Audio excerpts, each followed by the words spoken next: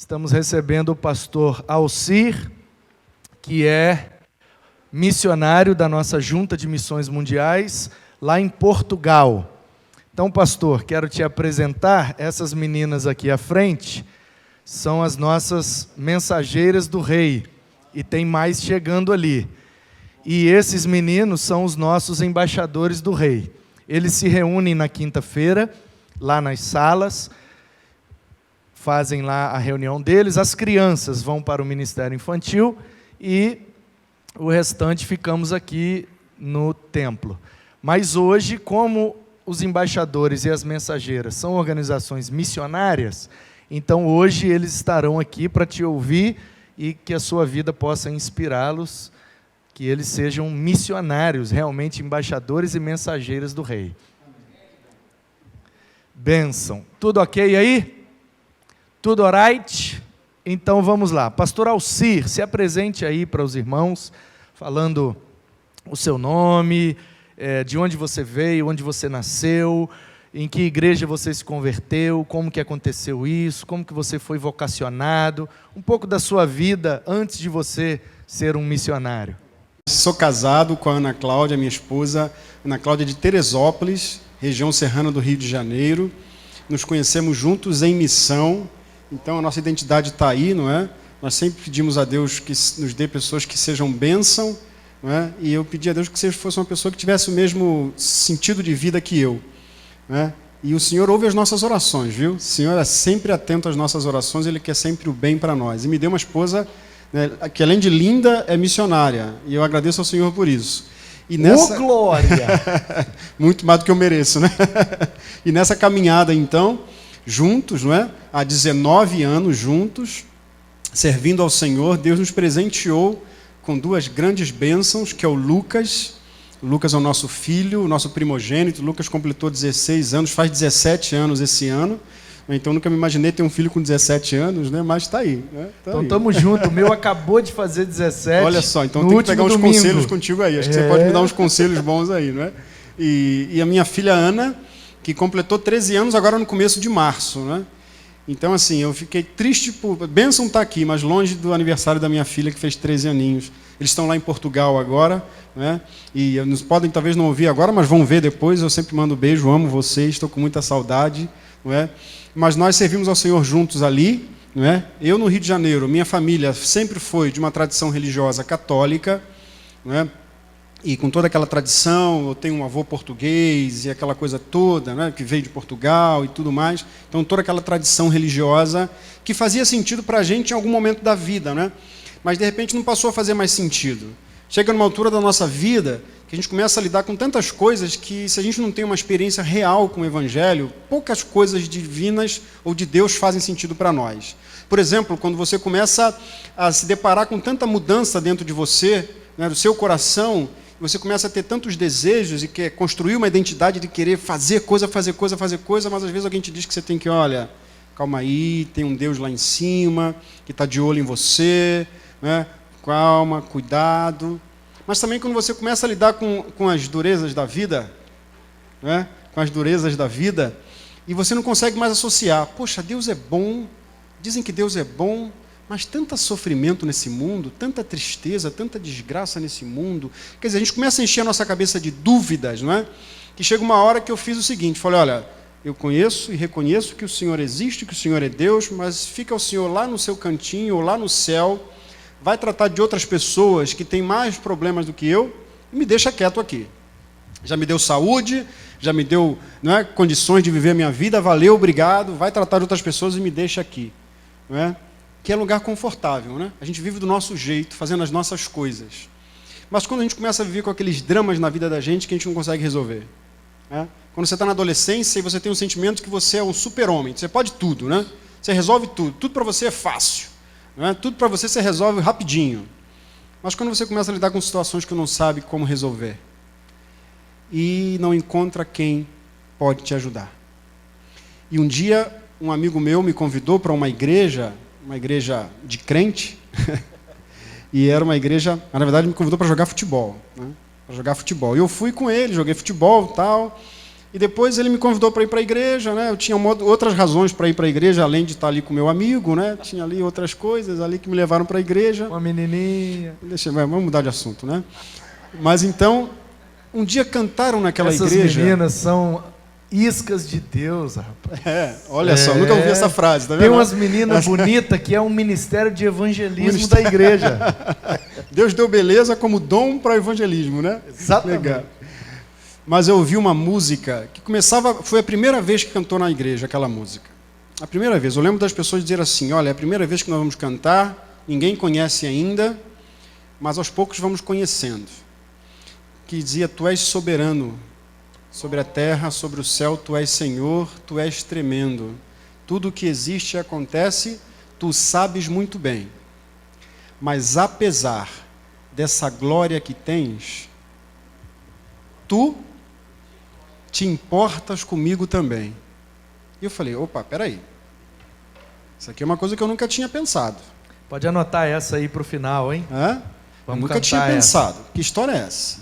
Que o Senhor é glorioso e está lá nos altos céus. E para chegar no Senhor, eu tenho que fazer um monte de coisa, tenho que adorar um monte de coisa, tenho que buscar um monte de coisa. Isso aí eu sei. Mas que lá do céu tu te importas comigo, a gente está falando de um outro Deus. De um outro Deus. Né? Se isso acontece mesmo, né, então me prova. E ele me mostrou Jesus de Nazaré, o Filho de Deus encarnado.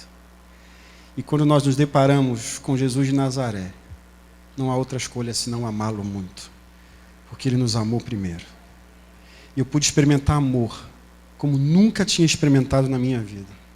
E pude experimentar, desejar algo para além de mim, que eu nunca tinha vivido ainda, que era desejar amar e servir ao Senhor. Não lembro de mais nada daquele culto, quem pregou, o que foi pregado, o que foi, o que aconteceu. Lembra pelo menos qual era a igreja? A igreja eu lembro, foi no Rio de Janeiro, né? Foi no Rio de Janeiro, no bairro onde eu vivia, onde eu nasci, fui criado no bairro de Campo Grande, na zona oeste do Rio de Janeiro. Campo Grande, eu estive lá agora em janeiro. Legal. Então foi ali. Campo né? Grande? Ah não, eles são de Caxias. Epa, tá lá do outro lado. Mas foi isso. E aí depois que eu me converti e tive esse encontro com Jesus, e Jesus não é para mim um doutrinador, um homem que carrega doutrinas, é um amigo, né? Que disse que me chama de amigo, né? E que a salvação está em eu acolher o amor desse amigo e amá-lo e segui-lo, e segui-lo, e segui-lo. E desde cedo eu aprendi uma coisa: levar Jesus onde Jesus me levar. Onde Jesus me levar, eu estou levando Jesus comigo. Uma frase boa para você postar, hein? Eu quero levar Jesus onde Jesus me levar. Boa. Então, Alci, você naquela noite teve um encontro pessoal com Cristo, entregou a sua vida, provavelmente foi ali discipulado de forma básica, batizado, e aí veio a vocação. Como é que isso aconteceu? Pois é, eu acho que o grande segredo está no discipulado, né? Porque depois que aconteceu esse negócio, eu falei, o que eu faço agora? Né? Aí veio o irmão e disse para mim assim, agora o irmão tem que frequentar a escola dominical. Aí eu falei, que diabo é isso? Mas vamos lá, né? Vamos lá, o que é a escola dominical? Aí eu descobri logo na primeira semana que a escola dominical era exatamente uma coisa muito legal, mas que ela acontecia exatamente no horário do sagrado futebol de domingo.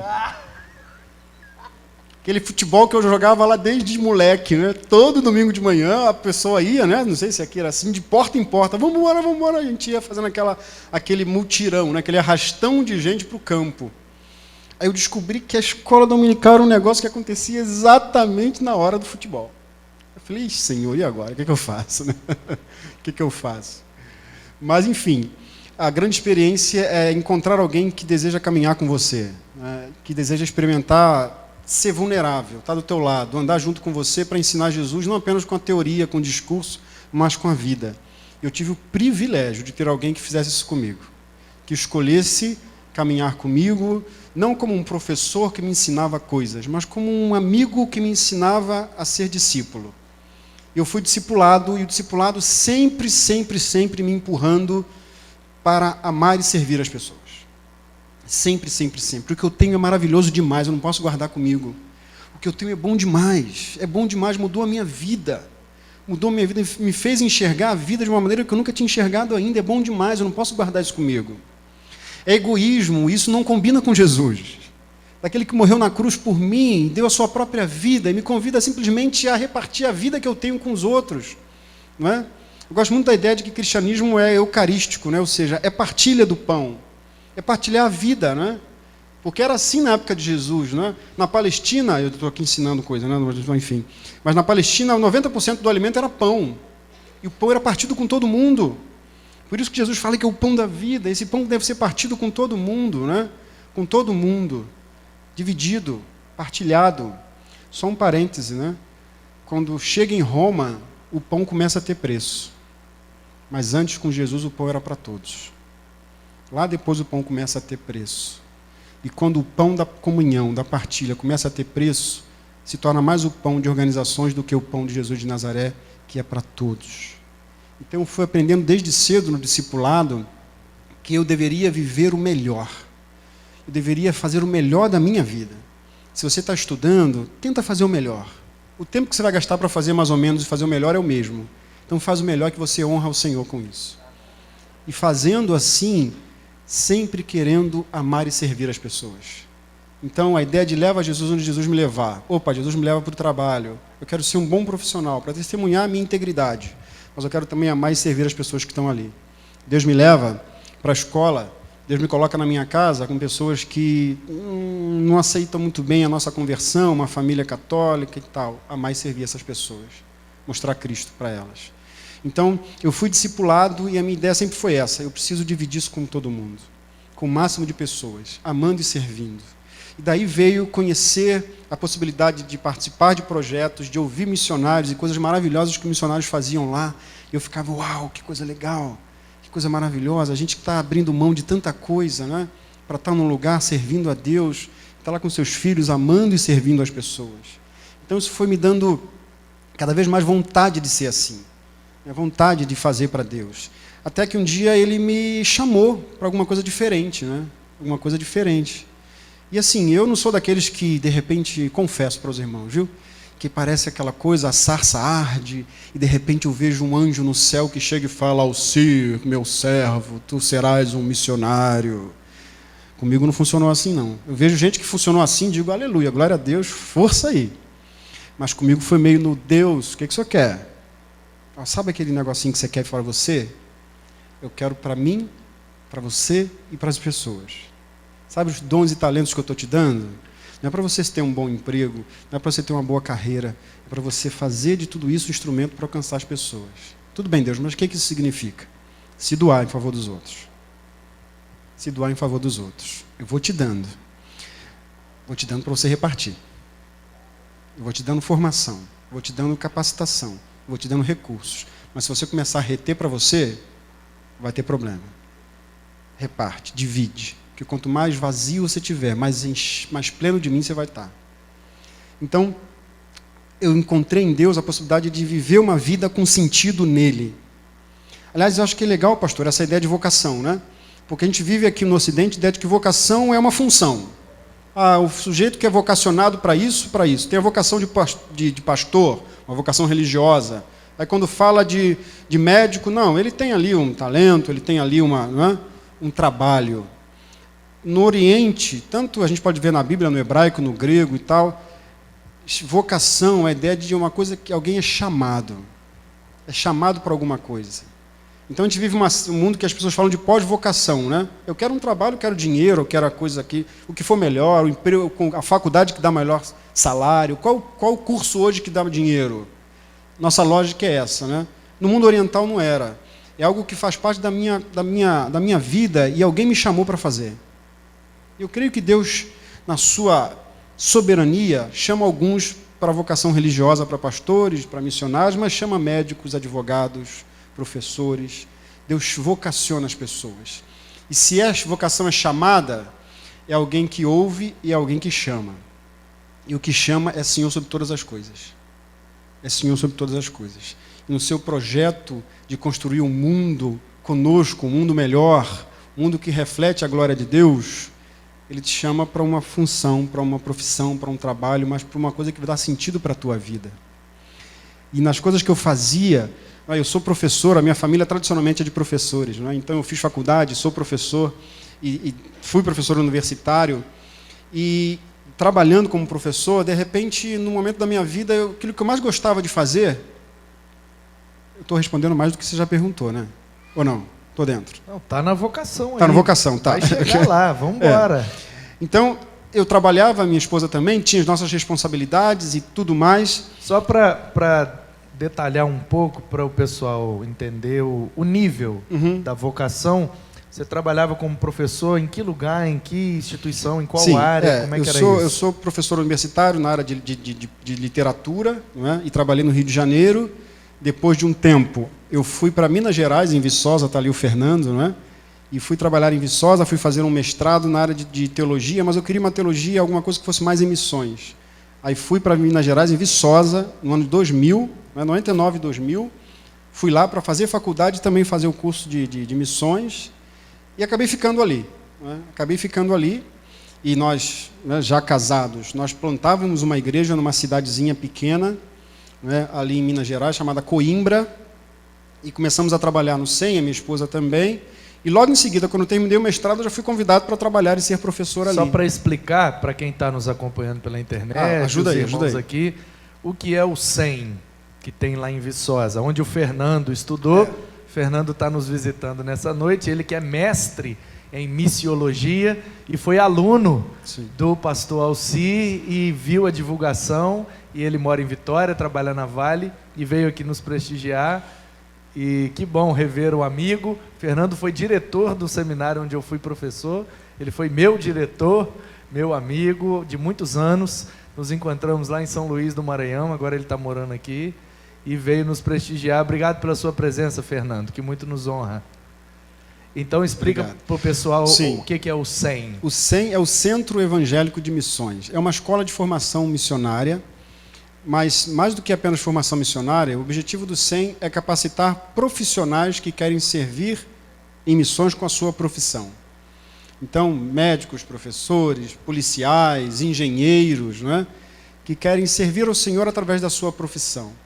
E querem ir para países com a sua profissão em que podem trabalhar e também, ao mesmo tempo, ajudar na evangelização, servir ao Senhor, dirigir igrejas, fazer um trabalho missionário. Então, o SEM, como eu era professor, eu fui lá também para estudar, para aliar isso, né? Para aliar a minha profissão, de que maneira eu posso usar a minha profissão para servir melhor ao Senhor. Para contextualizar, para quem não conhece, Viçosa é uma cidade universitária, tem ali uma Universidade Federal de Minas Gerais, muito grande, e então ali unem-se, né? Muitas mentes, muitas vozes, muita oportunidade na área acadêmica. Exatamente. Então foi ali. Nós ficamos ali 12 anos, né, em Viçosa, trabalhando. E como eu disse, né, quando nós recebemos o chamado do Senhor para algo, as pessoas sempre perguntam para nós: mas foi difícil você largar, deixar de dar aula? Foi difícil você largar a direção da escola? Foi difícil você largar o teu emprego? Foi difícil? E eu digo sempre, pelo menos a experiência que eu tenho com a minha esposa, não foi nada difícil. Não foi nada difícil.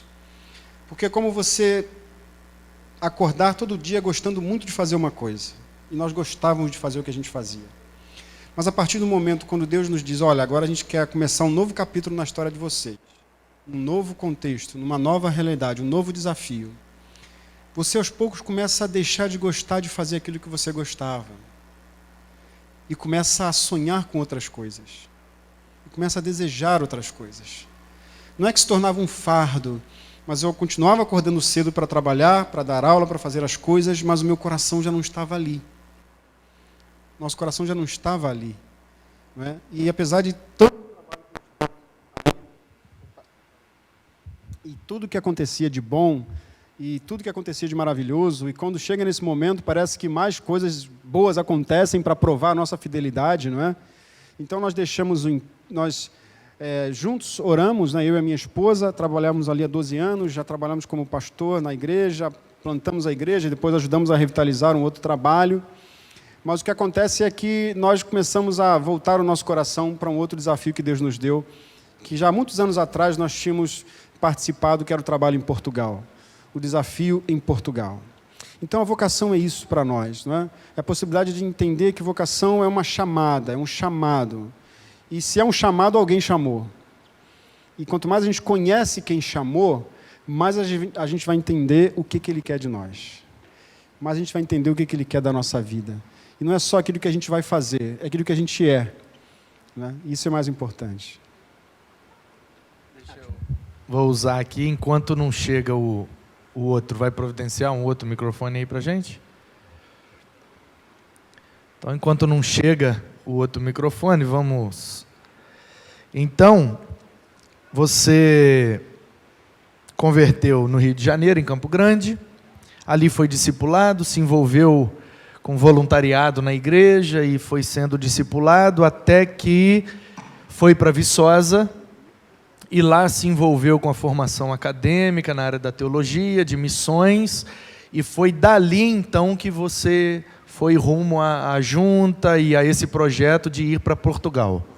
Ok, então estamos entendendo, amém?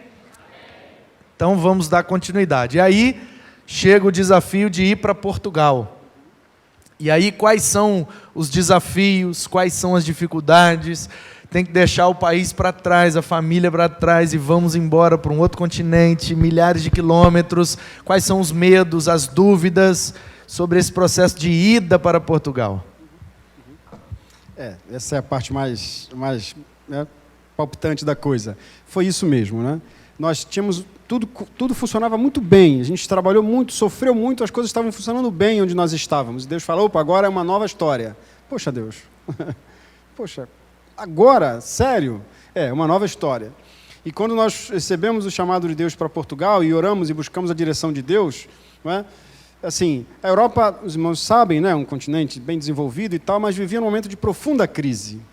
Portugal estava numa crise econômica muito grande naquele momento. Né? Então, muitos brasileiros que viviam lá voltavam para cá, agora está inverso, né? Agora tem muitos brasileiros voltando para Portugal, voltando para a Europa, mas antes era assim, muita gente vinha para cá, a crise econômica era muito grande, e quando a gente tinha conhecimento da realidade do evangelho na Europa, aí é que você fala, poxa Deus, é sério isso? Quantos por cento de evangélicos em Portugal hoje em dia? Portugal hoje não tem... assim, cristãos evangélicos não chega a ter 0,5% da população. 0,5%? Portugal tem 11 milhões de habitantes e não chega a ter 100 mil evangélicos. Né? Ou seja, é uma... Nós temos no Espírito Santo, olha só isso, irmãos. Em números, às vezes, fica fácil de visualizar a realidade. Exato. Nós temos no estado do Espírito Santo, que é mais ou menos do tamanho de Portugal, mas com menos habitantes, tamanho geográfico, Sim. eu digo, mas acho que o Espírito Santo tem o quê? Entre 4 a 6 milhões. Na Grande Vitória nós temos em torno de 2 milhões de habitantes. Só no Espírito Santo nós temos quase 90 mil batistas. Batistas brasileiros, da CBB. Uhum. Se juntar com os batistas nacionais, os renovados, os batistas independentes, unidos e etc., a gente tem mais de 100 mil só batistas. E em Portugal inteiro, com 11 milhões, não tem 100 mil evangélicos de todas as denominações. Evangélicos. Se a gente fala só dos batistas, não é? Que dentro dessa tua estatística, Portugal tem uma convenção batista, né? Que já é centenária. Aliás, esse ano completa 100 anos a convenção. A gente tinha uma assembleia agora em abril, mas já foi cancelada por causa do coronavírus, não é? E tem que remarcar agora. Tudo preparado lá para ter uma grande festa no centenário, 100 anos, tivemos que já remarcar. Mas, enfim... 100 anos da Convenção Batista Portuguesa. Exatamente. Okay. A Convenção Batista Portuguesa hoje tem umas 74 igrejas, precisamente. Igrejas. 74 igrejas. Só em Vila Velha nós somos 70 igrejas batistas. Exatamente. Aí você pega ali umas independentes e tal, aliás, somos batistas, né? Então... Nós chegamos ali a 80 e poucas igrejas, não temos 90 igrejas, creio eu, batistas em Portugal. E nós não temos, nessas 90 igrejas, vamos colocar assim, não temos muito mais do que 4.600 membros. Então, num país de 11 milhões de habitantes, com 80 e poucas igrejas batistas, não chegamos a ter 5 mil crentes batistas em Portugal. E é uma igreja, então, enfraquecida, uma igreja que sobrevive, não é? Assim é em Portugal, assim é em toda a Europa, de modo geral. Não é? Não passa de 1%. E é importante, né, falar sobre isso, porque, graças ao Senhor, tantas coisas acontecendo na Ásia, na África, milagres acontecendo ali. Hoje, a Europa é o país com menos quantidade de crentes do mundo. né? Na América do Norte nós temos, na América Latina, nós temos Ásia, África, mas a Europa é o continente com menos Eu não tenho certeza, pastor Alcir, então quero perguntar. Sim. É uma pergunta delicada, não sei se até vai precisar editar aí depois, mas enfim, vamos lá. Na sua leitura e como você está lá, hoje você poderia afirmar que nós temos mais muçulmanos do que cristãos na Europa? Sim, com toda certeza. Com toda certeza, temos sim um contingente grande, não é? E obviamente depois com edição, mas nós conhecemos episódios de pessoas que foram enviados e fizeram formação em mesquitas no norte da Europa, norte da África, no Oriente Médio, e foram enviados como missionários para a Europa. Missionários muçulmanos para a Europa. Nós temos muitos casos de famílias que chegam com esse objetivo, não é? E uma coisa importante também, dentro da maioria dos países, mas principalmente em Portugal, que é a nossa experiência, há muito mais jovens que se professam muçulmanos em Portugal do que evangélicos. Aliás, há muitos mais jovens que se professam muçulmanos, budistas, até testemunhos de Jeová, né? E lá embaixo você tem católicos e evangélicos. Então, dentro desses quase 5 mil evangélicos, muito poucos jovens. E o islamismo cresce cada vez mais, com certeza chegam cada vez mais pessoas, que muitos chegam com aquela tradição mais radical, mas muitos chegam já assim, preparando os seus jovens para viver num mundo secularizado, um mundo sem tantas regras, mas que continuam fiéis à tradição. Então, é o que a gente chama de contextualização, né? Então, tradições muçulmanas que são contextualizadas no novo mundo e que, às vezes, conseguem atrair muitos jovens que vivem o novo mundo, têm ambições como os jovens que aqui têm, mas ainda mantêm as suas tradições. E aí é impressionante, porque hoje a Europa é terreno fértil para isso mais do que para o cristianismo. Para eles, o cristianismo é uma coisa que ficou lá atrás e devia continuar lá atrás. A ideia de que que a Europa não precisa mais de Deus, não precisa mais do cristianismo. O cristianismo trouxe muitas bênçãos, mas trouxe muitos momentos de desafio. E hoje, para as pessoas, não precisa mais. Então, é muito comum você ouvir o seguinte: olha, nós levamos o evangelho, o cristianismo para vocês, agora vocês querem trazer para nós? Não é? E aí? E aí, pastor, uma coisa importante que difere Portugal, e é importante falar isso, difere a Europa de outros trabalhos missionários. Em outras regiões do mundo, né, nós vivemos a perseguição religiosa. Os irmãos sabem que a perseguição religiosa é dura, religiosa é muito difícil. Temos relatos de famílias, de pessoas, de igrejas que são incendiadas, pessoas que são mortas.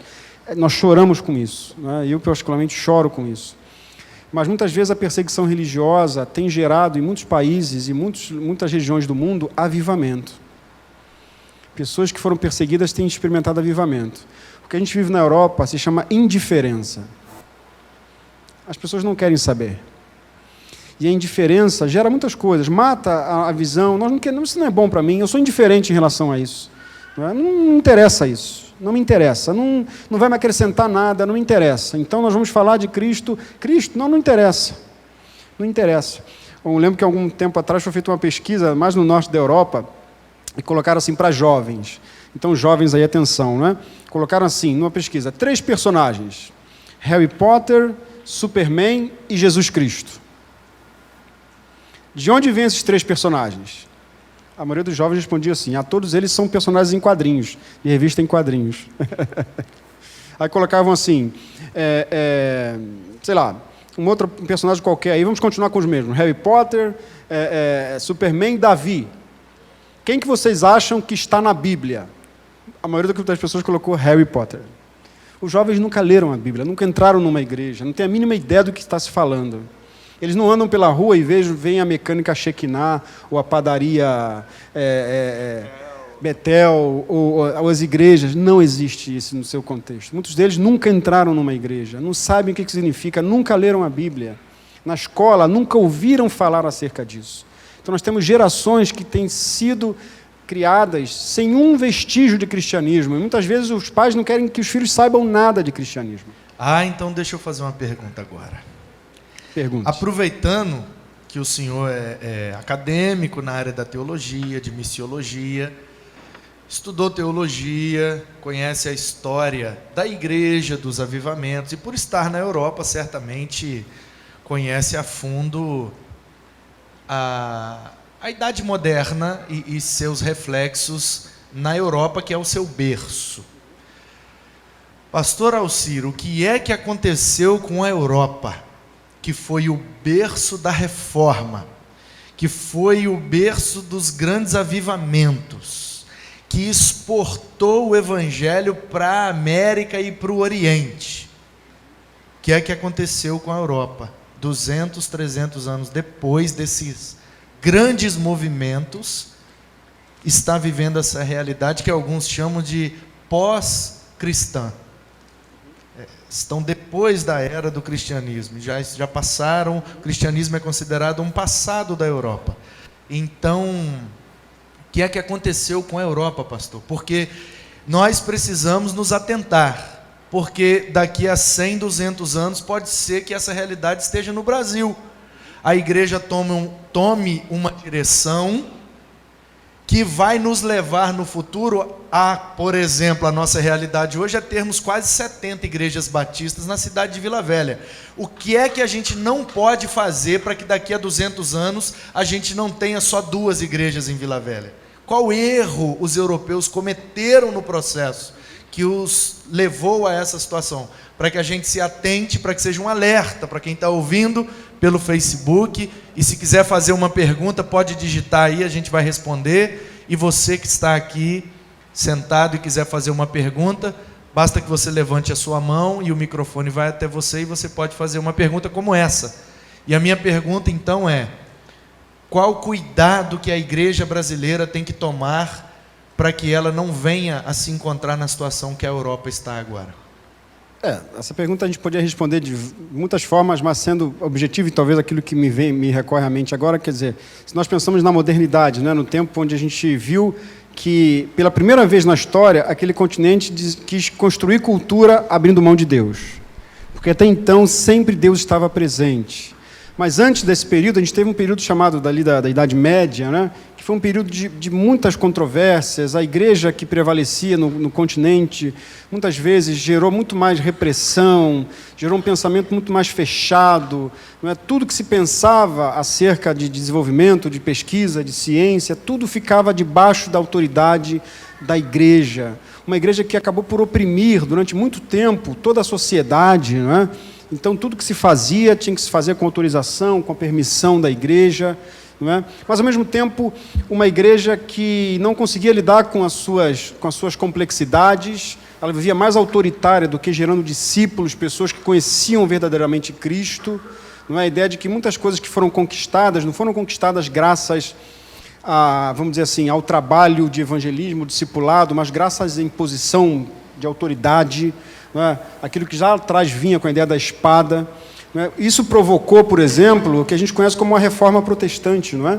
Quando Martinho Lutero, né? Então, lá, século XVI, vendo tudo isso, vendo que Deus estava quase que sequestrado pela igreja, e a igreja que dizia quem vai para o céu, quem não vai, a igreja que dizia o que era certo, o que era errado.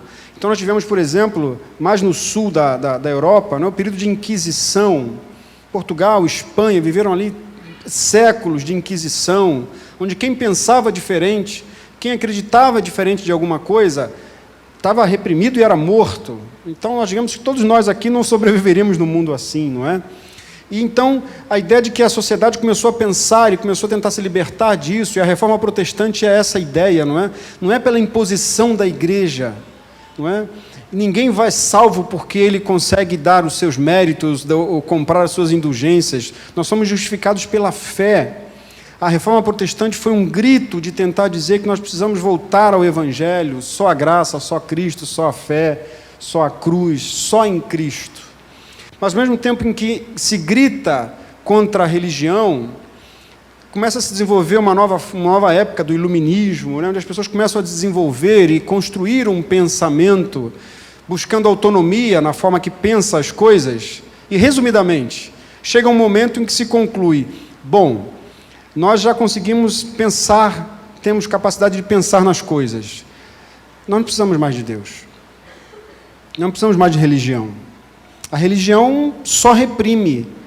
A religião não leva a lugar nenhum. E talvez um grande filósofo, né, o Nietzsche, que resume muito bem isso, né, ou seja, para que a gente consiga ser aquilo que a gente realmente quer, aquilo que a gente realmente pode ser como ser humano, Deus precisa ser tirado do negócio.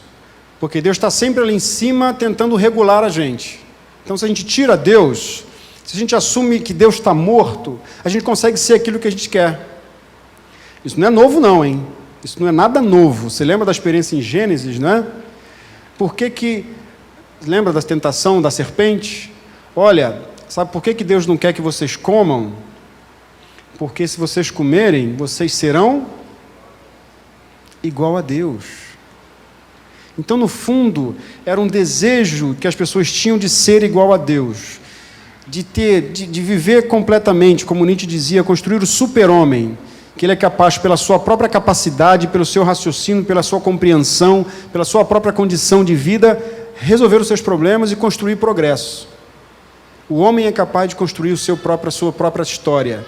Eu vivi isso na minha vida, quando eu disse para Deus, Deus, muito obrigado, não preciso mais do Senhor.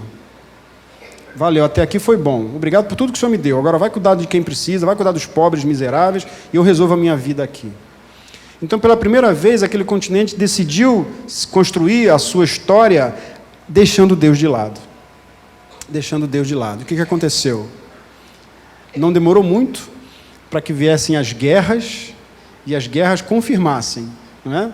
Que, se nós buscamos construir vida sem Deus, há caminhos que ao homem parecem ser bons, mas o fim são caminhos de morte. E o que aconteceu foi que, quando nós abandonamos Deus, nós abandonamos quem de fato nós somos criados para ser. Né? E aí começamos a abrir mão de coisas que nos sustentam enquanto seres humanos. A família, o amor, a fraternidade. Né? E começamos a abrir mão de tudo aquilo que nos constrói como pessoas, como seres dignos. A solidariedade, a justiça. E quando acontece isso, nós não só abandonamos Deus, mas abandonamos quem nós nascemos para ser. E a minha preocupação, quando eu vejo essas discussões que surgem mais uma vez na história, já surgiram várias outras vezes, sobre a identidade de gênero, sobre o valor da vida humana, o aborto, a eutanásia, ninguém vale nada, as pessoas são coisas. Nós somos devotos do Deus dinheiro, de Mamon. Não é? Nossos templos hoje são os bancos, e a nossa liturgia é o trabalho. Trabalha, e o outro não importa, o outro é problema para mim. Então, se vai cometer aborto, não tem problema, não era ainda, não é? Eutanásia, tudo bem, morre, já passou. A identidade de gênero, essas coisas todas, essas doutrinações todas. Queridos, a Europa viveu isso durante séculos e séculos, e construiu gerações durante séculos, fundamentado nessa desconstrução toda. Se a gente não atentar que os nossos filhos, os nossos netos podem nascer no mundo sem nenhum valor, e eles não vão ter o que a gente tem hoje. Não vão ter. E o que aconteceu naquele continente é que as igrejas, ou as liberais do norte, que não quiseram saber mais de Deus, ou as fundamentalistas do sul, que achavam que só colocando as coisas no rigor construíram as coisas boas, ambas se afastaram de Deus. Ambas se afastaram da cruz. E um continente sem cruz é um continente de morte. Então é um continente desenvolvido, de progresso, de cultura, de muita coisa boa, mas que abandonou a cruz. Me preocupa quando eu vejo, irmãos, que hoje no Brasil o discurso, se fala muito assim, pastor, mas não se fala muito de salvação, de céu, de vida eterna. Tudo bem. Até aí a gente pode até, ok, mas me apavora que as pessoas não sentem falta da mensagem da cruz na igreja. Nós passamos celebrações e mais celebrações centradas na igreja, centradas em nós, e não pregamos a mensagem da cruz. E se tiramos a cruz do centro da nossa existência, a Europa vive assim hoje. Uma igreja sem cruz, né? E um mundo sem redenção. Quem quiser salvar a sua vida, perdê-la.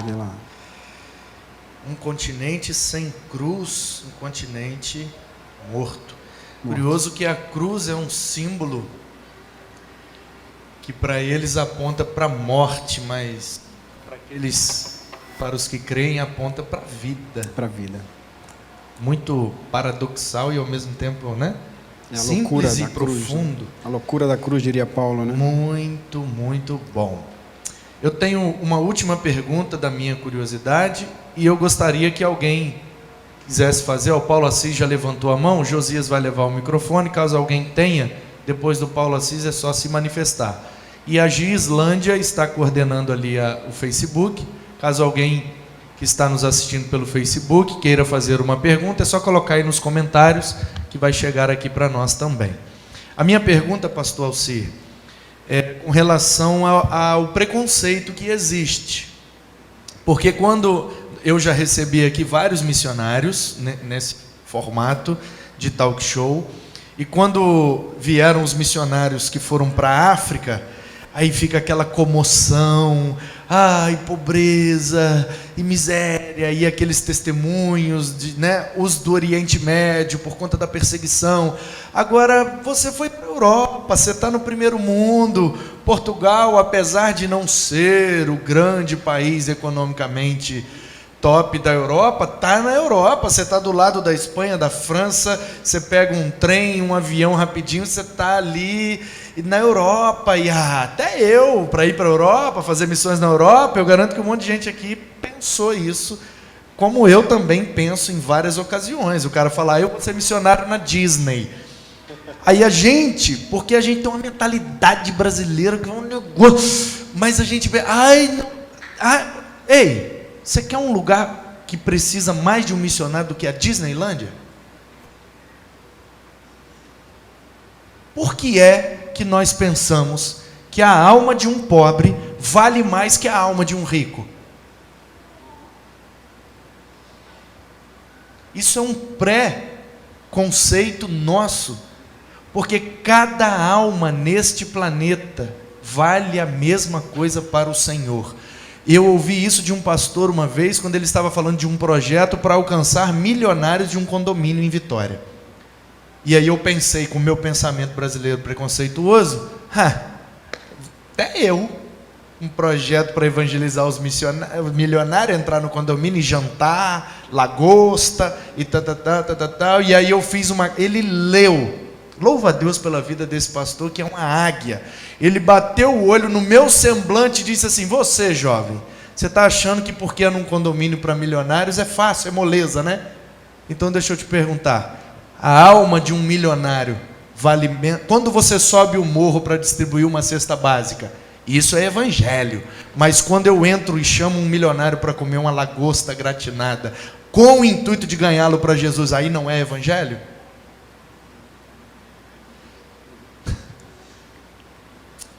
Então, eu já dei uma lapada para não te deixar na função de fazê-lo, porque eu prefiro fazer.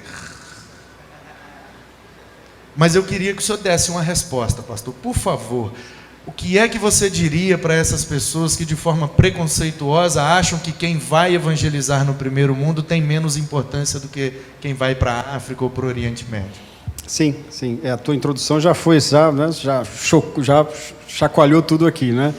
E aí, bom, é isso. Assim, eu podia começar com a experiência que o próprio Paulo viveu, né? Em Atos 16, quando ele é chamado para sair daquela realidade de evangelização ali na Ásia, e o texto de Lucas diz o seguinte, crescia em número a evangelização na Ásia naquele momento. Era maravilhoso o que acontecia ali, né? E Paulo volta numa segunda viagem, exatamente já para começar a colocar a coisa em ordem, porque a igreja cresceu muito e precisava colocar algumas coisas em ordem, né? E aí, olha que engraçado isso, né? Quando o Espírito Santo fala com Paulo, olha, legal, está tudo correndo muito bem aí. Paulo já tinha tido ali um negócio assim meio com Barnabé, João Marcos e tal. E aí foi cada um para um canto, né? Quer dizer, os dois para um lado, Paulo para o outro. Agora Paulo tem uma nova turma com ele, né? E ele não sabia ainda o quanto essa turma seria útil para ele nesse novo ministério. Timóteo, Silas e Lucas. Mas Paulo, quando entra, Paulo tem uma resistência para entrar naquele novo lugar ali, sabe? E aí depois Cristo chama, ele continua ali, pô, será que é isso mesmo, Senhor? Poxa, será que é isso mesmo? Até que ele tem um sonho, né?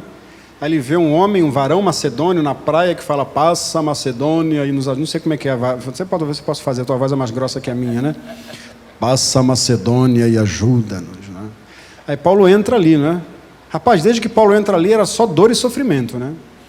Paulo entra, sai de Troade, chega a Neápolis, num porto como vocês aqui, vai para a cidade de Filipos, uma cidade rica, uma cidade de cidadãos romanos, né, de gente com grana, tanto que a primeira convertida era Lídia, uma mulher que trabalhava com empresa de tecido, né? Ou seria uma Avon, a Natura, vendedora Exato, de púrpura, né? A Magazine Luiza, a Magalu. Não pode fazer propaganda aqui não, né? Eu não estou ganhando nada, viu? Pode, quem sabe eles não patrocinam Pois a é, gente. exatamente. E aí... Para rampa, né, Natan? Quem sabe se a Magazine Luiza der uma oferta, nós aceita. Então ela pegava aqueles tecidos de púrpura caro e bonitos do Oriente, né? E vendia para os senadores, para os políticos, para os militares lá. Paulo converte aquela mulher, ela se batizar, é a primeira mulher a ser batizada ali. E é interessante que a afirmação depois, quando Paulo está tratando com uma menina endemoniada, uma jovem endemoniada, e Paulo expulsa o demônio dela, e os seus senhores, ela era escrava, né? Ela ganhava dinheiro, os caras ganhavam dinheiro com adivinhação, então eles diziam que ela tinha o espírito do deus Apolo, fazia adivinhação, e eles vão lá e, pamba, ganham dinheiro com aquela jovem escrava.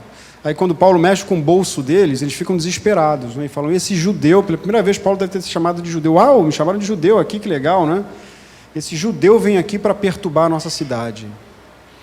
E depois daquilo ali foi prisão, angústia, sofrimento, mas acima de tudo, a rejeição direta a tudo aquilo que estava sendo feito ali. E só prevaleceu, irmãos, porque foi o Espírito que mandou e Deus fez milagres.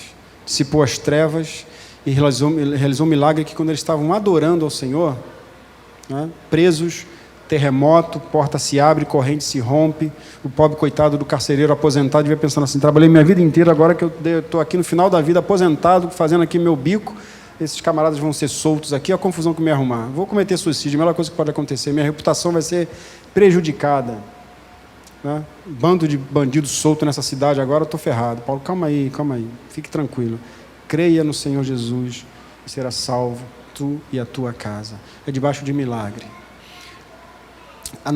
Nosso trabalho de evangelização naquele continente, queridos, e isso talvez seja o grande desafio, sem dúvida alguma, é a base da rejeição, é a base da indiferença. Então, o que nós sofremos ali não é a indiferença em relação a tudo aquilo que nós vivemos. Eu digo, há níveis de relação na Europa. O primeiro dele é você ver aquele paraíso turístico, vá para lá, é muito bonito mesmo, apesar de que eu sou do Rio de Janeiro e amo o meu Brasil, e acho o Brasil incomparável, o Brasil é maravilhoso, o Brasil é muito bonito, o Brasil é lindo, e eu sinto muita saudade da minha terra. Segundo nível é morar ali como imigrante, onde você trabalha, tal. Terceiro nível é você viver com o europeu. E nós fazemos isso, nós vivemos com eles. E para você começar a evangelizar uma pessoa, você tem que pelo menos ter vivido e se relacionado com eles pelo menos uns 2, 3 anos. Até começar a falar de Jesus para eles. E mais, quando você chega, muitos deles já te conhecem, chegam na tua casa, já vê Bíblia, já vê esse negócio, já chegam, esse negócio está me suando a armadilha. Está me suando a armadilha. Olha, veja bem, se você quer, a gente gosta de você, da tua família, se você quer ser amigos nossos, meu amigo, tudo bem. Mas se está fazendo isso para me falar de religião, acaba aqui agora.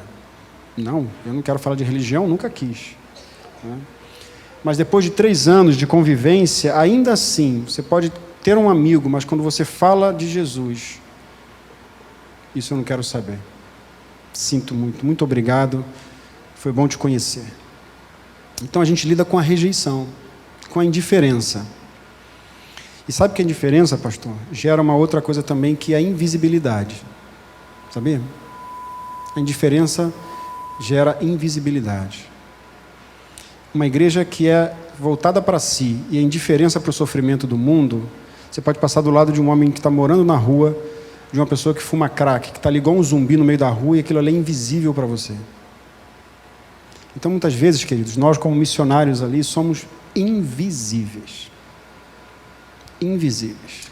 Enquanto na África os missionários são heróis. Né? Vocês são... Uma anomalia, um problema. Aquele continente não quer isso. Nós podemos trabalhar com africanos, africanos, brasileiros e imigrantes, mas nós fomos chamados para trabalhar com os nacionais. E na grande parte das coisas, irmãos, nós somos invisíveis. Nós somos indiferentes, tratados com indiferença. E para você sobreviver num lugar como esse. E eu agradeço a Deus quando vejo, por exemplo, no norte da África, em outras regiões, caramba, tem que ter muita edição nesse negócio. Pessoas que sonharam, tá? E chegam para o missionário porque tiveram um sonho. Com Isha, com Jesus, E eu agradeço ao Senhor por isso, né? Mas quando nós conseguimos contactar, conectar e levar o Evangelho para uma pessoa, né? Durante alguns anos, nós agradecemos ao Senhor. Mas muitas vezes o sentimento, e abro meu coração com vocês aqui, vocês que são crianças.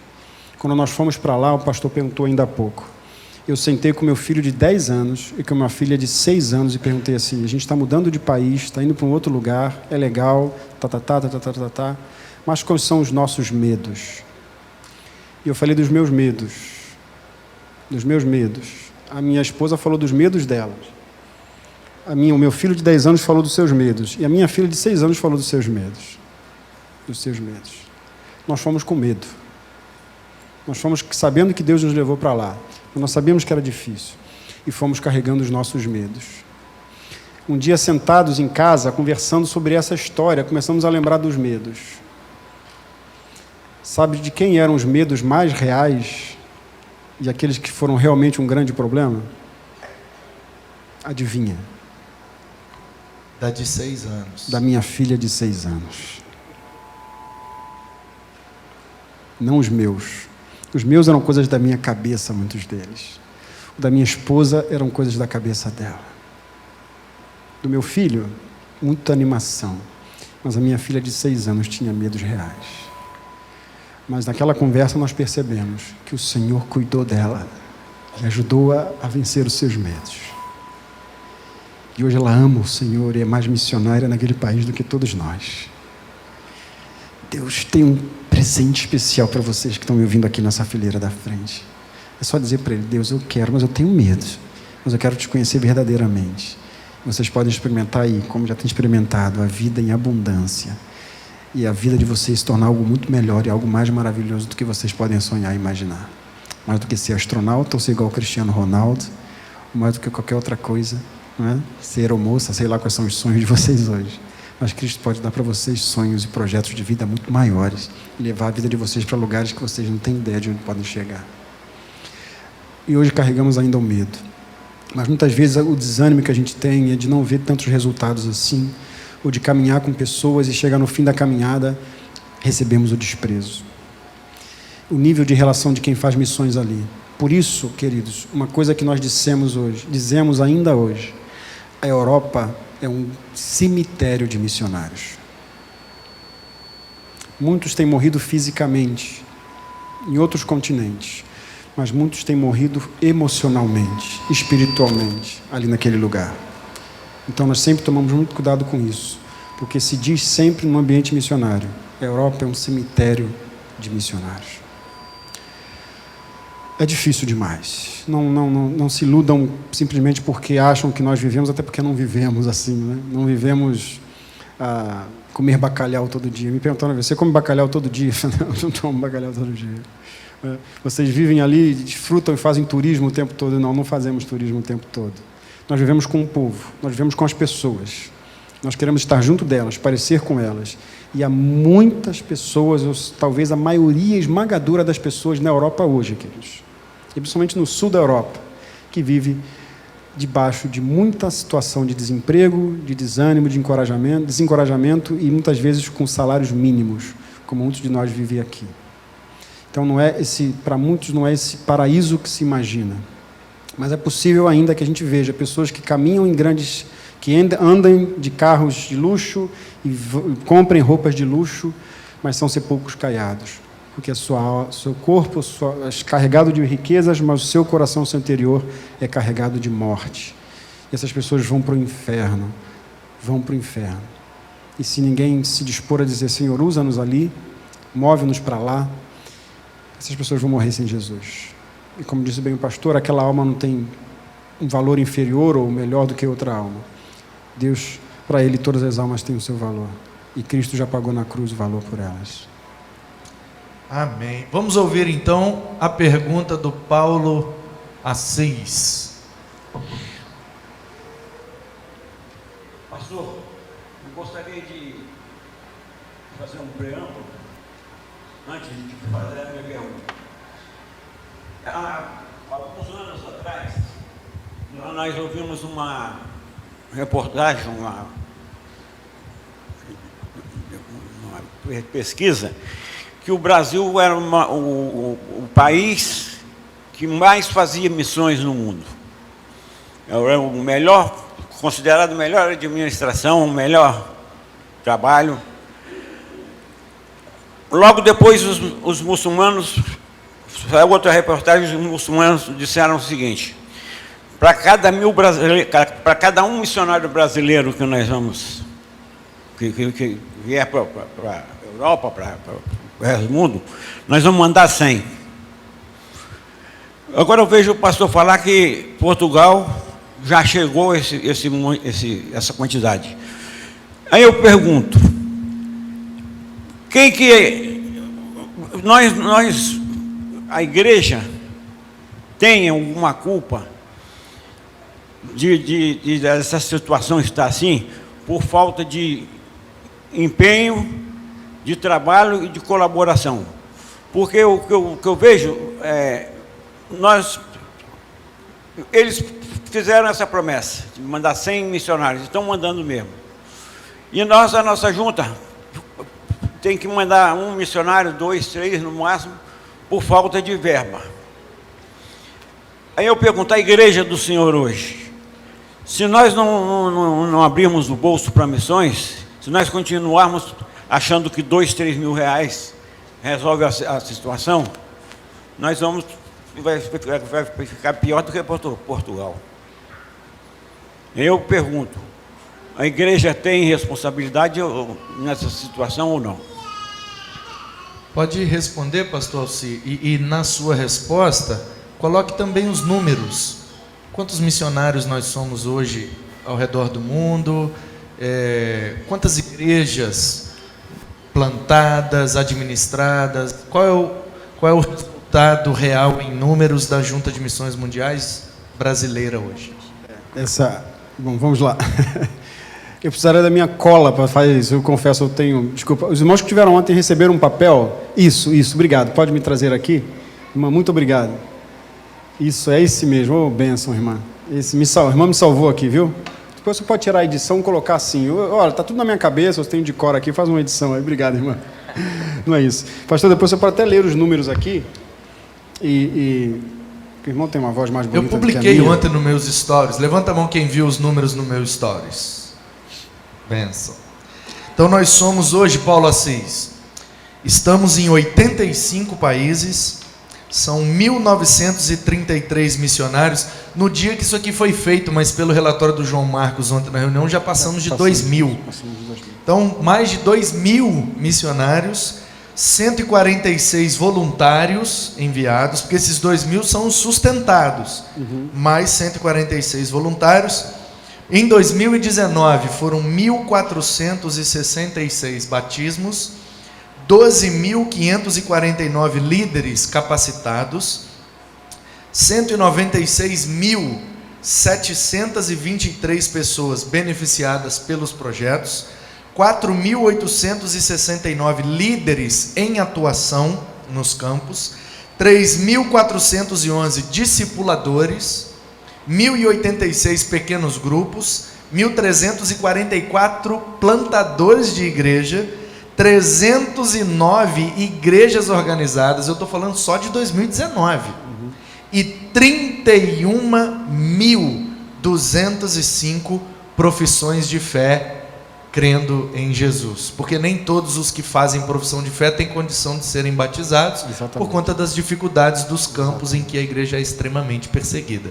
Então esses são os números milagrosos. Exato. Da nossa Junta de Missões Mundiais. Exatamente. Irmão Paulo, bom, acho que até o pastor Manu e o pastor Fernando também teriam mais condições de responder isso do que eu, né? Que estão aqui no Brasil, são professores de teologia, estão vivendo isso. Eu queria dizer que a gente pensa muitas vezes na questão financeira apenas, e eu queria ir para um outro lado, sabe, irmão?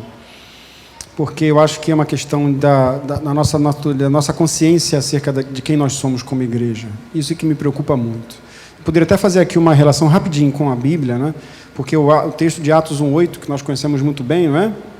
Recebereis poder ao descer sobre vós o Espírito Santo, e sereis minhas testemunhas, tanto em Jerusalém, Judéia, Samaria e até os confins da terra. Que declaração poderosa, né? Que Lucas relata ali em Atos, Jesus fazendo essa declaração. Que declaração bonita. E talvez a grande motivação de missões para muitos, e durante muitos séculos tem sido. Que coisa maravilhosa. Mas você sabe que aquilo ali nasceu de uma resposta de Jesus a uma inquietação dos seus? Não foi um discurso bonito que ele encerra assim como, não é? Um discurso aí de um grande líder, então recebereis. Ele estava respondendo a uma dúvida, uma inquietação do coração dos discípulos, que passaram tantas lutas com Jesus, tanto momento de dificuldade, e de repente Jesus volta, acontece aquelas coisas maravilhosas ali, ele tem contato com eles, ele restaura, renova a fé e tudo mais. De repente fala, pessoal, eu já falei para vocês antes, vocês não entenderam, mas olha, eu vou subir. Vou subir, vai acontecer toda aquela coisa, pedir para vocês ficarem aqui em Jerusalém para descer o Espírito Santo. Aí de repente os discípulos dizem, alguém vai fazer essa pergunta aí? Tem que perguntar, alguém tem que perguntar. Jesus, é o seguinte, olha, quando é que o Senhor vai restaurar o reino a Israel? Quando é que o Senhor vai restaurar o reino a Israel? E é uma pergunta que, se por um lado revela uma angústia no coração daquelas pessoas, poxa vida, lá vai ele subir de novo, vem sofrimento aqui. E o reino, não é, na lógica de um judeu, era a felicidade plena da instauração, do controle do Messias, do grande ungido de Deus, para libertar a gente de todo sofrimento político, social, de toda opressão, não é? E era ali aquele momento de hoje vai haver paz, haja paz sobre o povo de Deus, haja paz em Jerusalém. Então, quando é que a gente vai ter essa paz? Era uma angústia, uma inquietação, que ao mesmo tempo mostrava uma ausência de clareza teológica, não é? Porque não é desse reino que ele está falando, né? E segundo, o reino de Deus que Jesus inaugurou não é apenas para Israel, não é apenas para Israel, é fazer de Israel bênção para todos os povos, é para todos. E Jesus vem fazer uma afirmação, olha, não importa para vocês saber o tempo, as épocas, o Cronos e o Kairos, não importa saber disso. Importa é que vocês vão receber poder ao descer sobre vós o Espírito Santo, para ser testemunhas. E eu fico imaginando Deus dizendo o seguinte, olha, aquilo que Deus planejou, está planejado. Os propósitos deles não podem ser frustrados. Então Deus disse que a igreja vai sobreviver, vai resistir, vai ser sempre minoria, vai sofrer muita luta, mas as portas do inferno não vão prevalecer. Então vai acontecer. Aquilo que você faz de Deus como aquele que você busca sempre para encontrar resposta para alguma coisa, né? Você só busca Deus quando está no aperto, você só busca Deus quando está passando um perrengue ali, uma dificuldade, só começa a orar e jejuar quando a coisa está complicada. Não é isso que ele quer. O povo de Israel fazia isso, ele falou, opa, para tudo, eu sou Emanuel, Deus com vocês, cuidando de todo mundo. Salmo 68, 19. Bendito seja Deus, que diariamente leva as nossas cargas. O Deus que é a nossa salvação. O Deus cuida da gente diariamente. Ele vai cuidar de você. E os planos que Ele tem para a sua vida vão se cumprir segundo a vontade dEle. Pode ficar descansado. Aquilo que Ele prometeu para você, Ele vai cumprir. A salvação que Ele já te garantiu na cruz vai chegar um dia. Não importa se você está esperando aquilo que vai acontecer, o que importa é o que você está fazendo até que esse dia aconteça e chegue. O que você está fazendo da tua vida, até que o dia que Deus vai cumprir os propósitos para a tua vida, até o dia que Ele vai te chamar para a eternidade, até o dia que você vai realizar aquilo que Deus está te prometendo há tanto tempo e não cumpriu ainda. Aquela promessa que Ele te fez de curar o teu casamento, de curar os teus filhos, de livrar os teus netos, de trazer libertação, de te fazer aquele emprego que você está tanto tempo, aquele concurso que você nunca passa, no tempo dele vai acontecer. O importa é o que você está fazendo até que esse dia chegue. E sabe o que a gente está fazendo hoje, irmão Paulo? Distraindo. E ele fala, a gente tem um propósito, uma missão. Até que ele volte, vocês são testemunhas em todos os lugares. Quando a gente perde a noção disso, a gente vive para nós mesmos. E Deus vive uma espécie de babá para atender as nossas demandas.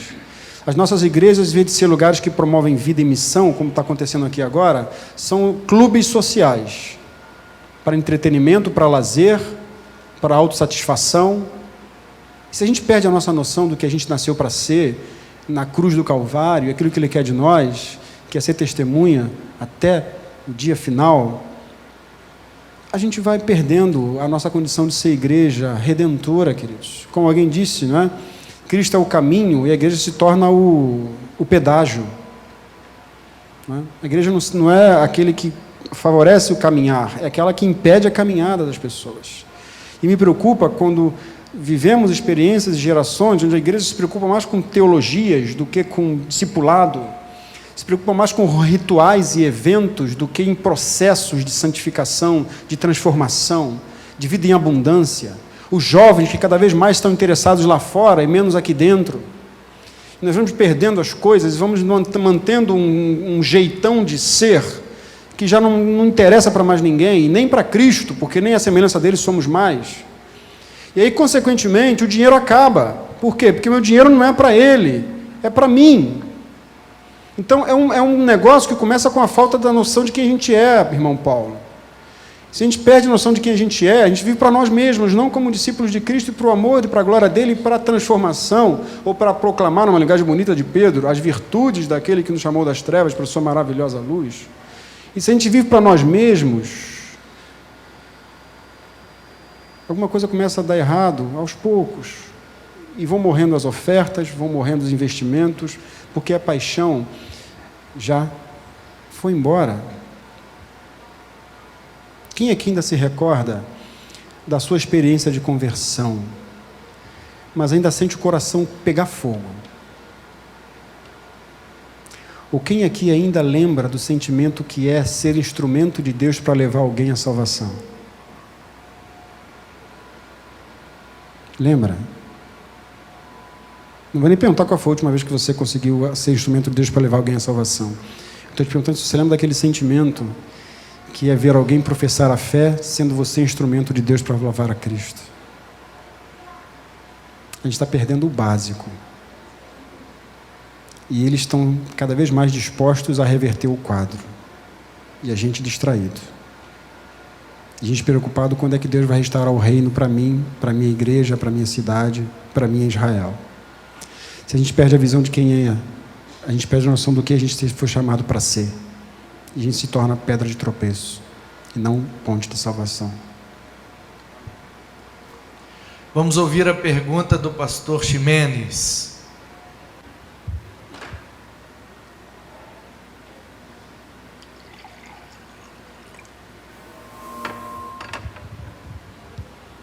Eu fico de frente para todos. Pastor, eu tinha que ser missionário. Uma ocasião, cheguei a me apresentar à Junta de Missões Mundiais. Mas não era o momento. Quando eu pastoreava, pastor Fanini, Niterói,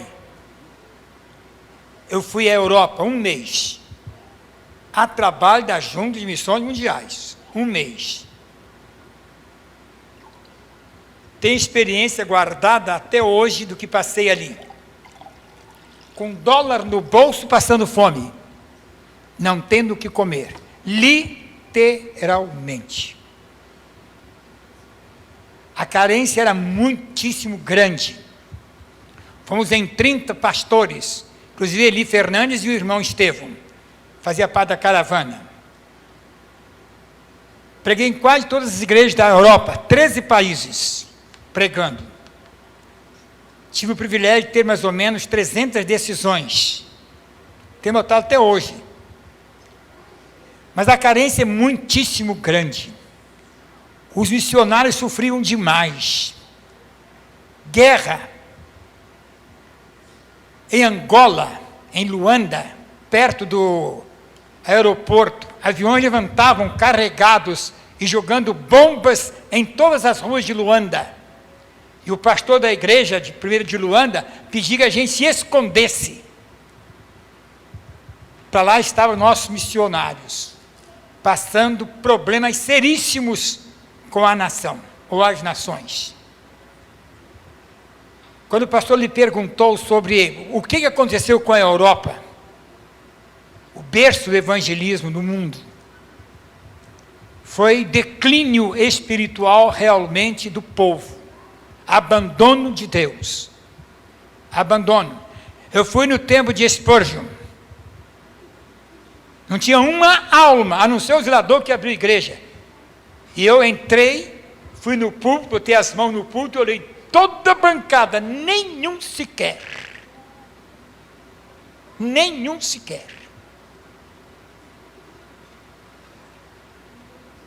as experiências foram as mais importantes na minha vida pastoral. Eu fico a pensar os missionários como sofrem, padecem e correm risco toda hora, todo momento. Foi o que o pastor João falou agora, terça-feira, na primeira de Guarapari. E realmente, nós batistas brasileiros precisamos interceder mais, viver mais missões como igreja e individualmente. Amarmos missões mesmo. Minha esposa foi missionária nas missões nacionais. Está ali. 1 ano e pouco, não é? 2 anos. Quando solteira ainda. Então, é uma experiência tremenda. Então, o abandono, o descuido, o desprezo da palavra, isto é um motivo para que a nossa denominação possa ser visitada por altos e baixos. Infelizmente, é verdade. Temos que ter muito cuidado. Que Deus abençoe o seu trabalho em Portugal. Conheço Portugal também. Passei por lá. Conheço. Deus abençoe a sua vida, pastor. E esposa e filhos também. Conte com nossas orações. E que esta igreja, pastor Manu, ame missões, amando missões, quem sabe, mandando missionários para lá também. Mandando missionários. É verdade. Eu já era, não posso mais. 85 anos não tem jeito mais. Mas quem é novo, se apresente para missões. E Deus proverá o sustento e a manutenção e o trabalho. Amém? Amém. Isso é uma pergunta ou uma aula? Não. Obrigado, experiência pastor. para os missionários que vivem lá. Muito obrigado, pastor Ximenes. Obrigado. Josias, leve o microfone, por favor, lá atrás ao nosso missiólogo, mestre Fernando. Ele tem uma pergunta para o seu ex-professor. Que bênção viver Amém. esse momento aqui. Um homem de Deus, Fernando. Um homem Amém. de Deus. Muito feliz aqui com o pastor Manu, né, com essas aberturas assim para missões. Acompanho um pouco, né, à distância. Tenho percebido o envolvimento do pastor Manu com missões. O pastor Alci está muito bem fisicamente, né, melhor do que eu, jogando muita bola aí, né, fechando a boca. Bacana. Duas coisas. Uma, eu acho que foi você que contou a história da dificuldade que você teve, pastor missionário Alci, quando você foi, né, para fazer o primeiro curso de missões, que todo mundo tinha um problema, né? Eu vivi um problema que a igreja não podia investir em mim porque estava construindo. Aí tem um que tem um problema, não vou investir em você que vai para estudar missões porque tem que comprar Kombi. Aí eu acho que você tem uma história bacana sobre isso. Você que contou que não investiram porque foram construir a garagem da Kombi. Foi, exatamente. Então, eu queria que você contasse essa história aí, né, para ver a dificuldade, né, que os missionários, os que têm chamado missionário, vivem, né, às vezes, na igreja. Queria que você falasse disso aí. E uma coisa que eu percebo da pergunta que o pastor Manu fez, o que aconteceu com a Europa, a gente vê que no Brasil as pessoas trabalham muito. No mínimo, de segunda a sexta, acorda 4h30 da manhã e chega em casa 18, 19 horas, no mínimo. Alguns vão sábado adentro. Então, assim, devido ter que trabalhar muito, né, nessa loucura toda, a vida espiritual vai ficando de lado, né? E também, às vezes, o jovem cresce na igreja, vai para a universidade e lá vira a cabeça, né, e não quer saber do evangelho porque bebeu de outras fontes lá. E não tinha sustentação e abandona a fé. Isso, assim, eu percebo que acontece no país, né, no Brasil. Aconteceu, na sua percepção, ou acontece, né, na Europa, em Portugal, né, onde você tem estado, sobre isso eu queria fazer essa pergunta, né? O que a gente está vivendo tem nos afastado do Evangelho, porque a gente não tem tempo para orar, ler a Bíblia na igreja, às vezes porque de muito trabalho, às vezes porque da escola, e contar a história aí da dificuldade quando você começou a sua carreira missionária. Obrigado, Fernando. Que prazer revê-lo, querido. Fernando é um homem de Deus mesmo, e assim, tive o privilégio de partilhar com ele um tempo de convivência ali no SEM, e crescer também com ele. Sabe assim, a gente que é professor, um parênteses aqui, viu, irmãos? E assim, eu sou já por vocação e por família, né? Da tradição de família. A gente conhece os alunos, né? Os alunos acham que conseguem dar a volta nos professores, né? Isso assim, né? Igual o filho que acha que dá a volta no pai, aquela coisa toda, tá? A gente conhece os alunos, né? A gente sabe assim, a gente sabe quem pode chegar em algum lugar, a gente sabe quem pode dar muito futuro, né? Então assim, a gente sabe que eu sou daqueles que acham assim, esses aqui não tem jeito, esses que não tem jeito a gente tem que investir mais para ser igual e dar oportunidade para todo mundo, né? Mas tem alguns que você sabe assim que tem muito potencial, muito futuro. Então vale a pena você puxar mais ainda para que ele solte, quando ele saia e seja bênção, não é? E o Fernando é um desses que passou ali no SEM. Um homem com potencial, com uma capacidade, com uma visão e com um coração muito temente a Deus.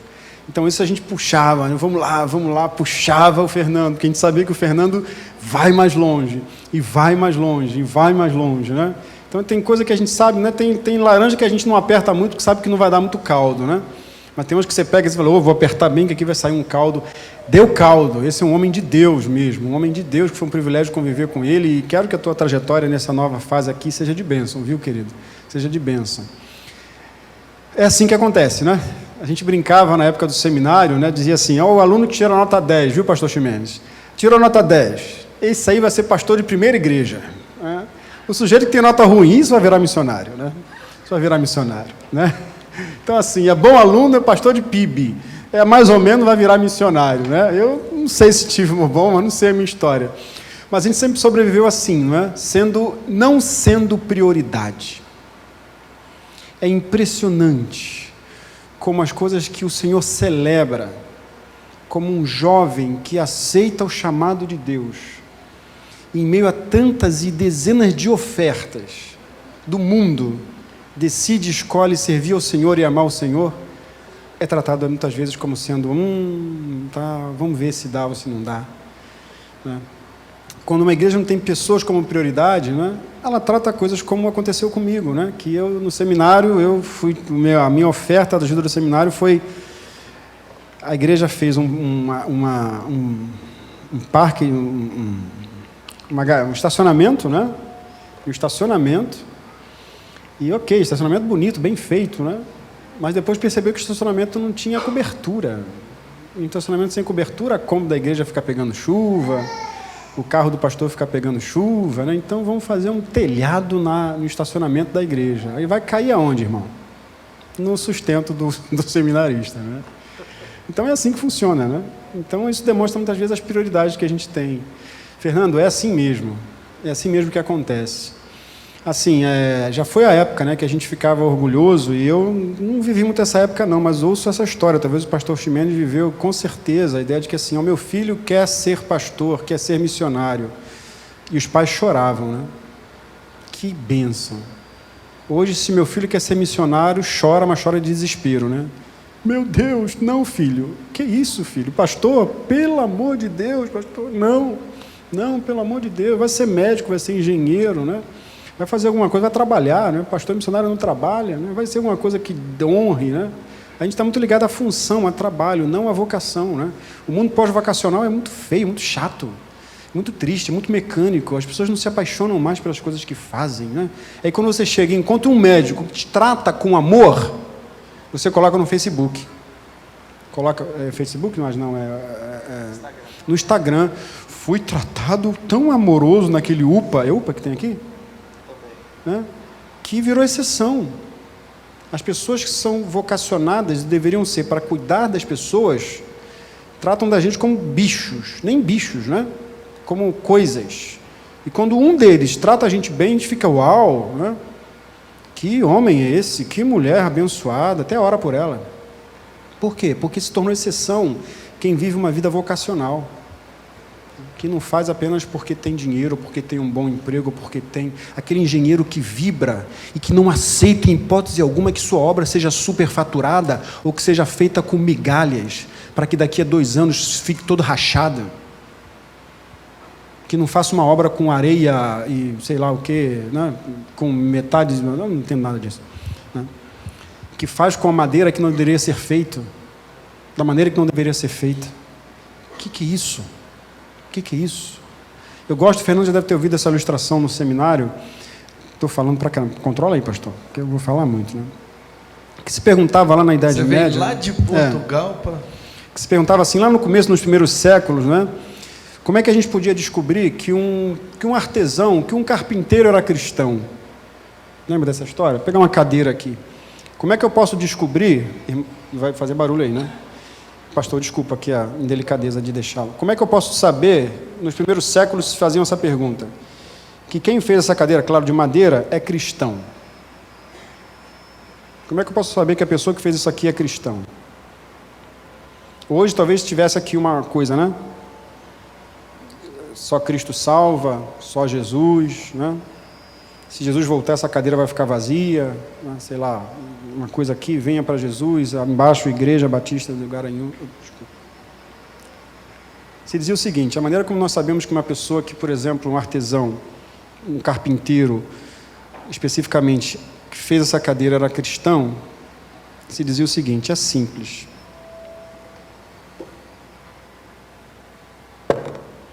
Você vira a cadeira e olha embaixo da cadeira. Se a parte de baixo, que não é visível, que ninguém vê, é feita com o mesmo cuidado, é trabalhada com o mesmo cuidado que a parte onde todos veem, esse era um cristão. Porque os cristãos não faziam as coisas de qualquer jeito. Os cristãos não aceitavam fazer as coisas de qualquer maneira. Por isso, eles aceitavam até a morte para obedecerem e honrarem Cristo em tudo. A minha pergunta é, será que esse mesmo Deus que chamou essa gente deixou de chamar? Ou será que a gente está com dificuldade de ouvir? Será que hoje Deus não chama mais jovens? Ou será que os jovens estão cada vez mais com dificuldade de ouvir? Tem cada vez mais ruído na comunicação. Cada vez mais ruído. Ah, mas no passado não tinha? Tinha muito. Mas talvez nessa geração se ouça mais outras vozes do que a voz de Deus. Pastor Fernando, Deus nos colocou no coração de que a gente ia para Portugal e a Junta de Missões Mundiais tem como os primeiros missionários, não é, pastor Ximenes, enviados para o campo, missionários para Portugal. Os primeiros missionários são enviados para Portugal. Pastor João Marcos falava sobre isso no encontro aqui em Vila Velha, né? Muitas pessoas fiéis, irmãos, foram para lá e deram sua vida lá. O pastor falou aqui agora. Mas muitas vezes, 20 anos, 30 anos plantando uma igreja. Quando o missionário saía, o que acontecia? Muitas vezes. A igreja fechava. A igreja fechava. Quem entrava na igreja, ou então a igreja dizia assim, missionário, junta, manda mais um missionário, barato, de graça, né, sem custo algum. E aí Deus falou conosco, Fernando, para discipularmos, porque a única forma que a gente sabe fazer as coisas é através do discipulado. Vamos discipular aquela juventude de lá. Vamos encontrar e vamos ao encontro de uma juventude, vamos fazer discípulos. Eu fui para trabalhar no seminário também, não é? O seminário estava fechando quase, né? E tinha muito poucos alunos, e todo mundo, quer dizer, se ninguém quer saber de Deus, os jovens menos ainda, e saber de vocação, de ministério, vocação religiosa, ministério, ser pastor, é aí que não, mas vamos encontrar essas pessoas, vamos ensinar para elas que o sentido da vida é Jesus, e quando a gente ama e serve a Jesus, a gente ama e serve as pessoas, a gente ama e serve a nossa nação. Vamos acreditar que a gente pode transformar uma geração, e essa geração pode transformar a sua geração seguinte, e nós podemos ver a história desse continente mudada. Talvez eu não veja, já tenho visto tantas coisas acontecendo. Alcançar uma geração, como eu disse, que está mais disposta ao ateísmo, mais disposta a religiões orientais do que ao cristianismo. Eu digo para os irmãos, Deus está fazendo milagres ali. A gente tem visto história de gente que está sendo transformada, sabe? É em locais que igrejas estão morrendo, sabe? Igrejas estão morrendo, irmãos. Morrendo mesmo. Igrejas estão fechando, igual o bar do vizinho ali que fechou porque os clientes não gostavam mais daquele caldo, gostavam do caldo do bar da frente. E aí está fechando ali a loja, né? A comida não era gostosa. Igrejas que estão fechando. O pastor falou de igrejas ali que... né? Sem ninguém, e aquela coisa de igrejas que viraram hotéis, boates, cassinos, isso acontece muito, né? Então, igrejas estão morrendo, e nós precisamos revitalizar algumas igrejas. Deus nos chamou para plantar uma igreja e trabalhar com uma igreja liderada por jovens, sabe? No centro de Lisboa, para alcançar jovens, numa linguagem dos jovens. Ah, mas qual é a linguagem dos jovens? É a mesma linguagem dos adultos, é o Evangelho. Essa é a mensagem. Só que a gente pode comunicar de maneiras criativas, como a gente está aqui agora, que impactem o coração das pessoas dessa nova geração. Que gostoso estar aqui. Obrigado, pastor. E nós então temos visto Deus fazer milagres. Eu estou falando isso porque eu vou pedir para a irmã passar um vídeo daqui a pouco aqui, né? Então já estou antecipando um pouquinho. A minha esposa faz um trabalho com mulheres. As mulheres sempre sofrem nesses ambientes, irmãos. Sofrem rejeição, sofrem indiferença, carregam uma mochila cheia de angústias, de lutas, de dores. Às vezes são profissionais, são esposas amorosas, são mães maravilhosas, mas às vezes vivem os dramas que só elas sabem, que só elas conhecem. E Deus deu à minha esposa um ministério de mulheres ali, para alcançar essas mulheres, partilhar o Evangelho. E como disse bem o pastor, às vezes elas vêm e acolhem, mas do discipulado à profissão de fé e ali ao batismo é um caminho longo. Mas a gente tem vivido a experiência de ver milagres acontecendo ali. E hoje nós temos muita gente nesses ministérios que a gente desenvolve, porque Deus tem sido fiel para com a gente. Eu queria te convidar a assistir comigo, se for possível agora, esse pequeno vídeo, pastor. Enquanto vai colocando ali, Isabela vai colocar o vídeo para assistirmos. Estamos falando de missões e o pastor Alci foi professor do Fernando. E para inspirar você, eu queria dizer, já que ele nunca falaria, da experiência do Fernando. O Fernando foi chamado para estudar missões e fazer missões. A igreja dele não apoiou, ele era de Anchieta.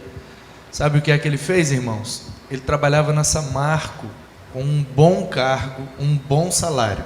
Ele pediu conta e pegou a rescisão e foi para Viçosa estudar e fazer missões. E depois voltou sem o apoio da igreja, desempregado, e teve que recomeçar a vida do zero e viveu experiências maravilhosas com Deus através dessa atitude. E mesmo sem conseguir ainda atingir o que ele queria, fazendo missões, o Senhor honrou ele, dando a ele um emprego e uma situação de vida até melhor do que o que ele tinha antes. Então, que fique aí para nós esse exemplo, né? Atitudes missionárias, atitudes que vão gerar o reino de Deus sendo implantado através das nossas vidas, como o pastor Alci está fazendo lá em Portugal. E agora a gente vai assistir esse vídeo e ver um pouco do que Deus está fazendo através da família dele.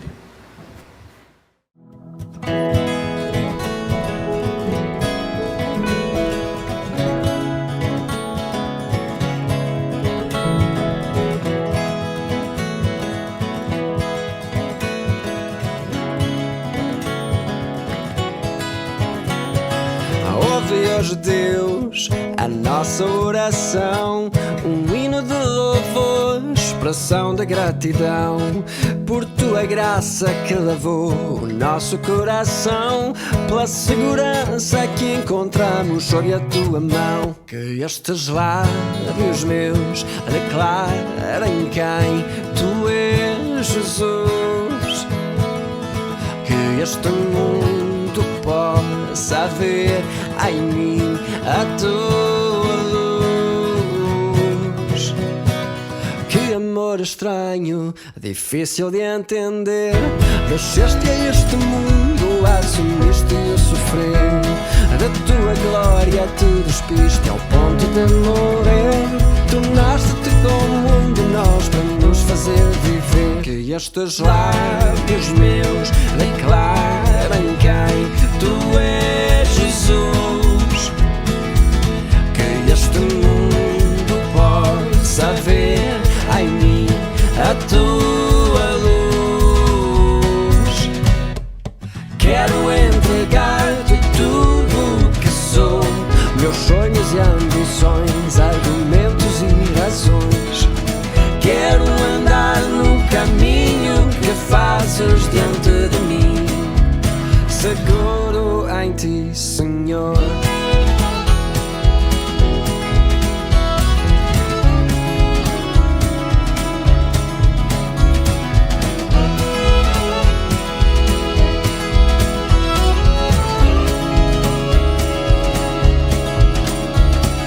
Força, que poder, és Deus Criador. Todo o universo rende a ti o seu louvor. E que humildade incrível revelada nesse amor que te trouxe a esta terra, Jesus, meu Salvador. Que estes lábios